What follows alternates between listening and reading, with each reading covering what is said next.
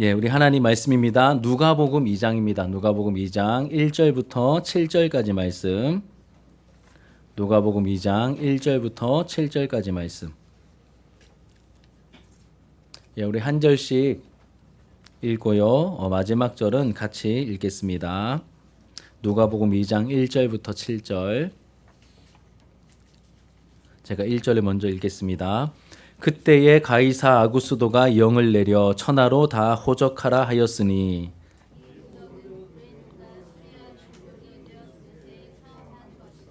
모든 사람이 호적하러 각각 고향으로 돌아가매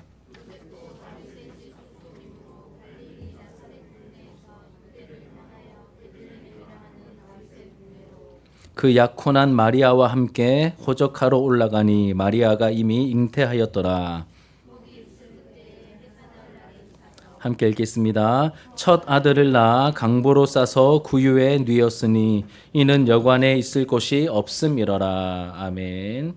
예, 오늘 이 말씀으로 베들레헴에서 나신 예수님, 베들레헴에서 나신 예수님이란 제목으로 하나님 말씀을 우리 함께 듣도록 하겠습니다.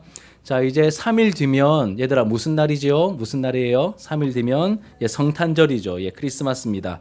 여러분은 이제 어떤 이제 성탄 찬양을 좋아합니까? 어떤 찬양이 생각나요? 예, 대답 안 할 거 알고 있었습니다. 예, 우리가 성탄절에 즐겨 부르거나 듣게 되는 찬양 중에 굉장히 유명한 찬양, 기쁘다 구주 오셨네 혹시 압니까? 기쁘다 구주 오셨네. 태경아, 기쁘다 구주 오셨네 알아요? 들어본 것 같아요. 기쁘다 구주 오셨네 이런 찬양이 있죠. 그렇죠? 우리 친구들도 아마 들으면 다 알 거예요. 그런데 이제 기쁘다 구주 오셨네라고 하는데 성탄절은 예수님이 이 땅에 오신 것을 기뻐하는 날이잖아요. 그렇죠? 그런데 왜 이 날이 우리에게 기쁜 날인지 우리가 생각을 좀 해보았으면 좋겠습니다. 왜 이 날이 기쁜 날일까요? 우리가 그냥 남들이 다 기뻐하니까 나도 그냥 같이 기뻐해야지 이게 아니라 기뻐해야 될 이유를 우리가 같이 좀 생각해 보도록 하겠습니다. 자, 여러분 하나님께서 이 세상을 만드셨습니다. 하나님께서 이 세상을 만드셨는데 하나님께서 만드신 이 세상은 정말 선하고 아름다운 보시기에 좋은 그런 세상이었습니다. 그런데 아담과 하와가 불순종해서 죄가 이 세상에 들어오게 되면서 이 세상은 엉망이 되었죠. 하나님의 형상으로 창조된 사람은 타락하고 부패하게 되었고 또 이 대표인 아담의 범죄 때문에 온 세상이 죄로 인해서 엉망이 되어버렸고 그 비참함 가운데 신음하게 되었습니다. 이렇게 세상이 죄로 인해 엉망이 되어버렸지만 하나님께서는 이 세상을 방치하거나 포기하지 않으셨습니다. 오히려 이전보다 더 영광스러운 모습으로 내가 회복시킬 거야 하나님께서 마음을 정하시고 계획을 세우셨죠. 여기서 우리는 하나님의 놀라운 은혜와 하나님의 긍휼을 보게 됩니다. 자, 그런데 이런 구원과 회복은 죄인들 스스로 이룰 수 있는 게 아닙니다. 이 세상이 죄 때문에 엉망이 되었네. 그러면 우리가 열심히 해보자. 우리의 힘으로 이룰 수 있는 구원이 아니죠. 죄인들이 뭔가를 하려고 하면 할수록 이 세상은 더 엉망이 되어 버릴 것입니다. 마치 이런 것과 비슷합니다. 우리 친구들이 열심히 놀이터에서 놀고 온몸이 지저분해졌어요. 지저분한 상태로 집에 들어와 가지고 이제 엄마가 집을 청소하고 있는 모습을 보고 엄마 내가 도와줄게요. 그 상태 그대로 친구들이 엄마를 도와주면 집이 깨끗해질까요? 더 더러워질까요? 더 더러워지겠죠. 친구들이 지금 막 먼지도 묻었고 흙탕물도 묻었기 때문에 아마 집이 더 더러워질 겁니다. 그래서 그때는 오히려 가만히 있는 게 도와주는 거죠. 그래서 죄인인 우리가 스스로 무언가를 할수록 더 이상해지게 될 겁니다. 하나님께서 우리를 도와주셔야만 하는 거죠.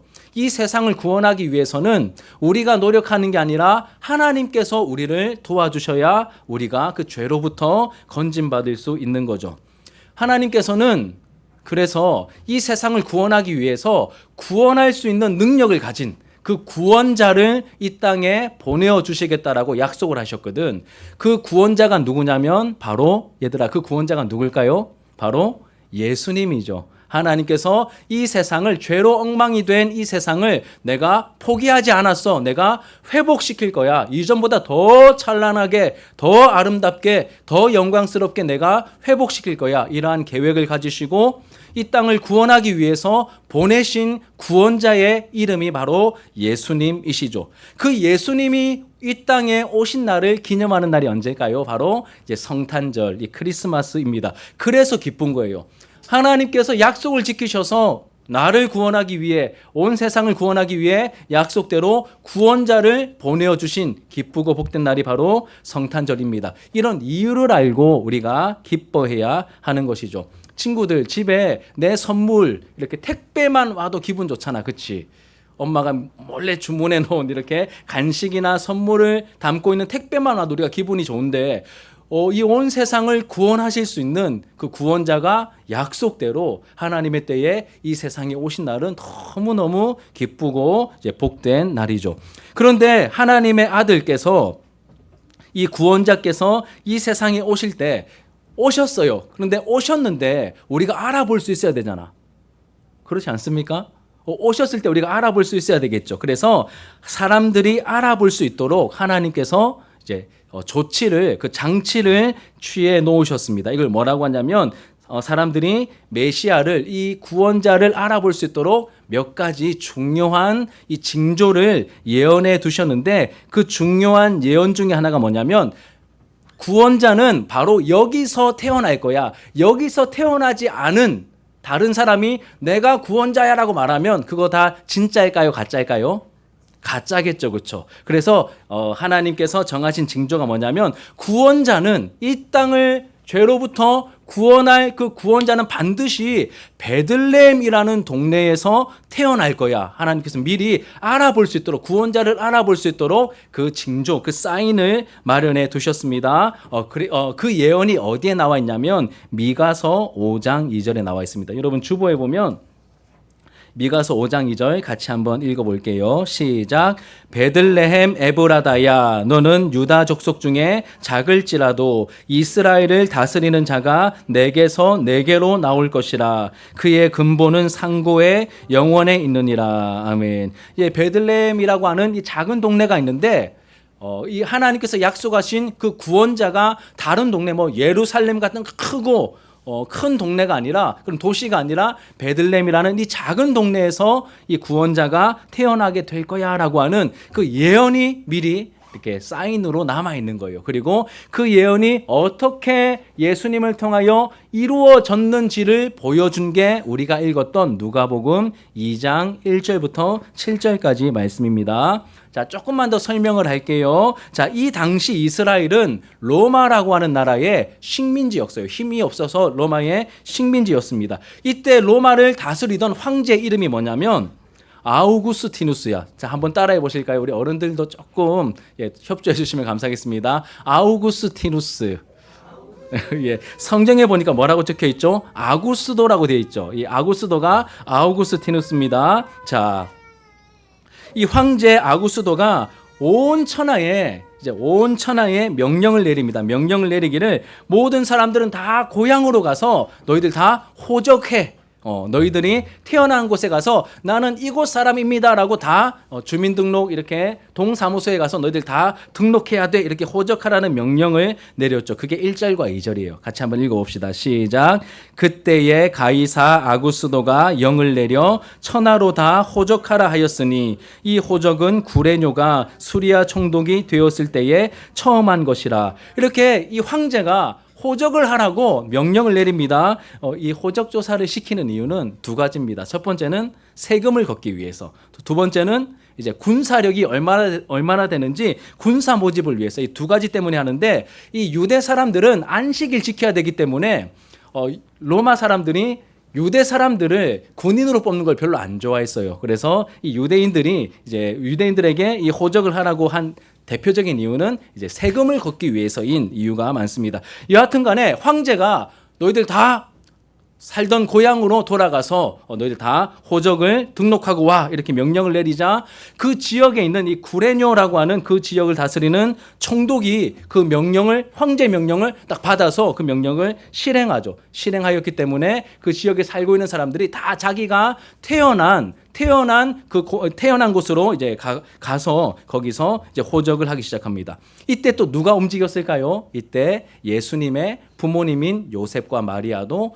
원래는 나사렛이라는 동네에 저 멀리 살고 있었는데 한 150km 정도 떨어진 그 베들레헴이라는 동네까지 이렇게 걸어서 이동하게 됩니다. 우리 3절부터 5절 같이 한번 읽겠습니다. 시작. 모든 사람이 호적하러 각각 고향으로 돌아가매 요셉도 다윗의 집 족속이므로 갈릴리 나사렛 동네에서 유대를 향하여 베들레헴이라 하는 다윗의 동네로 그 약혼한 마리아와 함께 호적하러 올라가니 마리아가 이미 잉태하였더라. 이미 마리아는 이렇게 임신한 상태였습니다. 아마 만삭에 가까웠던 것 같아요. 이렇게 이동하는 중에 마리아는 예수님을 뱃속에 임신한 상태였습니다. 나사렛에서 베들레헴까지는 굉장히 먼 거리였는데 이 만삭한 이 배가 막 많이 이렇게 튀어나와 가지고 언제 애가 나올지 모르는 이 마리아가 이 장거리 여행을 하는 것은 위험할까요? 안 위험할까요? 위험하겠죠. 그렇죠. 위험합니다. 위험하지만 그 먼 길을 걸어서 간 이유는 뭘까요? 누가 명령했어요? 딴 사람도 아니고 누가 명령했죠? 황제가 가장 높은 황제의 명령이기 때문에 이 마리아도 어쩔 수 없이 요셉과 함께 베들레헴까지 갈 수밖에 없었죠. 그런데 베들레헴에 거의 다 이제 도착해 갑니다. 도착해 가는데 점점 이제 식은 땀이 흐르면서 막 등에도 땀이 나고 이마에도 땀이 나고 곧 아이가 태어날 것 같은 그런 느낌적인 느낌이 막 들기 시작하는 거야. 그래서 막 방을 찾아요. 어디 아이를 낳거나 좀 쉴 수 있는 공간이 없을까? 막 여관을 막 찾아다니는데 방이 없었죠. 다 이동 중이었기 때문에 방이 없었습니다. 그래서 억지로 구한 장소가 바로 이제 여관에 딸려 있는 이제 마구간에서 아이를 낳게 됩니다. 얘들아, 그렇게 예수님이 태어나셨거든. 예수님 막 좋은 호텔 같은 데서 태어나신 게 아니라 이 온 세상과 우리를 구원하기 위해서 오신 하나님의 아들이신 이 구원자 예수님께서는 가장 깨끗하고 안전하고 화려한 곳에서 태어나도 부족할 텐데 너무나 더럽고 지저분하고 낮은 이 지저분한 마구간에 태어나셔서 그렇게 아기 예수님으로 이 땅에 오셨습니다. 자, 이게 우리가 읽은 이 말씀의 전체적인 내용이에요. 그러면 지금부터는 목사님이 간단하게 이 말씀이 우리에게 주시는 교훈이 뭔지 간단하게 말씀을 드릴게요. 자, 겉으로 볼 때는 로마 황제가 이 세상을 다스리는 것처럼 보이잖아요. 그렇죠? 황제가 명령을 호적하러 가라 명령을 딱 내리고 모든 사람들이 순차적으로 총독이 명령을 받들고 또 그 다음에 또 누군가 명령을 받들어서 그 일이 이루어지는 것처럼 황제가 모든 권력을 가지고 있는 것처럼 보였지만 사실은 세상의 모든 역사와 구원을 주관하고 이루고 계시는 분이 누구실까요? 바로 하나님이심을 보여주는 거야. 겉으로 볼 때는 황제의 명령을 따라 다 움직이는 것처럼 보였지만 그 이면에는 더 높으신 하나님께서 누구를 사용하시는 거예요? 하나님의 뜻을 이루기 위해서 황제도 사용하시고 총독도 사용하시고 이 모습을 우리에게 보여주고 있는 거죠. 이거를 좀 어려운 말로 뭐라고 하냐면 저를 한번 따라해 주세요. 하나님의 섭리. 다시 한 번 더요. 하나님의 섭리. 우리 친구들 너무 고마워요. 잘 이렇게 들어주고 있습니다. 자, 그러니 여러분 우리가 봐봐. 무언가를 할 수 없는 상황을 만난다고 해도 우리가 불안해질 수 있는데 불안해하지 않아도 돼요. 왜 불안해하지 않아도 될까요? 누가 일하고 계실까요? 나는 지금 아무것도 할 수 없지만 누가 일하고 계실까요? 하나님께서 보이지 않으시지만 이 세상을 다스리고 계세요. 하나님의 뜻이 이루어지도록 나는 아무것도 못하고 있지만 하나님께서 누군가를 통하여 그 일을 하고 계시기 때문에 우리가 불안해하거나 염려할 것이 아니라 하나님의 뜻이 나는 지금 갇혀있고 움직일 수 없지만 하나님의 뜻이 이루어지길 원합니다. 이렇게 기도하면 되는 거야. 때로는 나를 사용하실 수도 있는데 내가 움직이지 못하는 상황에서는 하나님께서 다른 누군가를 통하여 하나님의 뜻이 이루어지도록 지금도 일하고 계시는 것이죠. 믿음이 없는 사람들 눈에는 이 황제만 보이죠. 하지만 예수님을 마음에 영접하여서 하나님의 자녀가 된 사람들에게는 이 말씀 속에서 뭐가 보이냐면 이 황제를 움직이시는 하나님의 섭리가 보이는 거야. 하나님의 손길이 보이는 겁니다. 우리 잠언 21장 1절 여러분 있죠? 같이 한번 읽겠습니다. 시작. 왕의 마음이 여호와의 손에 있음이 마치 본물과 같아서 그가 임의로 인도하시는도다. 왕의 마음이 하나님의 손에 있다는 거야. 마치 물을 담아놓은 저수지의 물을 우리가 때로는 열기도 하고 닫기도 하고 또 물길을 따라서 우리가 마음껏 이렇게 뭔가 물을 사용할 수 있듯이 이 왕의 마음이 하나님의 손에 있기 때문에 하나님께서 이렇게도 하실 수 있고 저렇게도 하실 수 있다. 모든 것이 다 누구의 손에 달렸어요? 하나님의 손에 달려 있다라고 하는 것을 우리에게 말씀해 주고 있습니다. 이제 말씀을 정리할게요. 우리 사랑하는 여러분, 오늘 성탄절을 앞둔 주일에 성탄과 관련된 하나님의 말씀을 우리가 함께 나누었습니다. 성탄절은 맞아요. 기쁘고 즐거운 날입니다. 세상 사람들은 그냥 이유 없이 선물 주니까 좋아하고 그냥 노래 잘 틀어주니까 좋아하고 그런데 우리는 아무 이유 없이 그냥 남들 좋아하니까 같이 좋아하는 게 아니라 누구 때문에 우리는 성탄절이 기쁜 날일까요? 약속대로 우리를 구원하러 오신 구원자로 오신 예수님이 약속대로 오셨기 때문에 이 날은 너무나 우리들에게 기쁜 날입니다. 하나님께서 죄인들을 구원하기 위해서 내가 구원자를 보내어 줄 거야 라고 약속하셨는데 하나님이 그 약속을 잊지 않고 지켜주셨죠. 그 구원자이신 예수님께서 어디서 태어나셨다고요? 어디서요? 자, 저를 한번 따라 합시다. 베들레헴. 다시요. 베들레헴. 베들레헴에 있는 어디요? 마구간에서 태어나셨습니다. 그리고 그 예수님께서 우리의 죄를 해결해 주기 위해서 십자가에서 대신 죽어 주셔서 우리의 모든 죄 문제를 단번에 해결해 주셨죠. 그리고 약속대로 사흘 만에 부활하셔서 원래 계셨던 그 하나님 보좌 우편에 가신 다음에 또 약속대로 우리에게 성령님을 보내어 주셔서 우리가 새 시대를 살아갈 수 있도록 성령님을 우리에게 약속대로 보내어 주셨습니다. 그리고 이제 남아있는 약속이 하나가 있어요. 그 약속이 뭘까요? 2000년 전에 우리를 구원하러 오셨던 그 예수님께서 우리에게 약속하신 정말 중요한 약속이 하나가 남아있는데 그게 뭐냐면 내가 그 구원을 완성하기 위해서 완성된 하나님 나라를 너희들과 함께 맛보고 누리기 위해서 내가 다시 올 거야.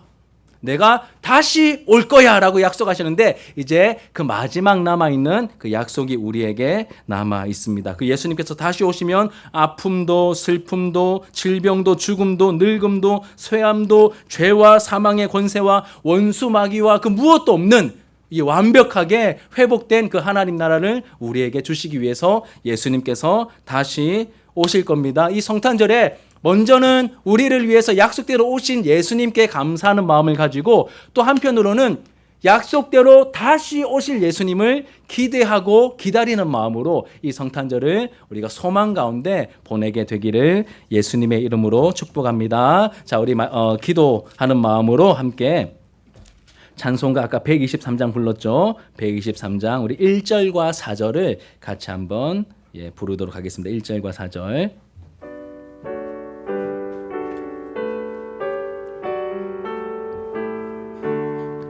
저 들밖에 한밤중에 양틈에 자던 목자들 천사들이 전하여 준 주나신 소식 들었네. 노엘 노엘 노엘 이스라엘 왕이 나 4절입니다. 저 동방의 박사들이 새 아기 보고 절하고 그 보배하 다 열어서 새가 가지 예물 드렸네. 노엘 노엘 노엘 노엘 이스라엘 왕이 나셨네.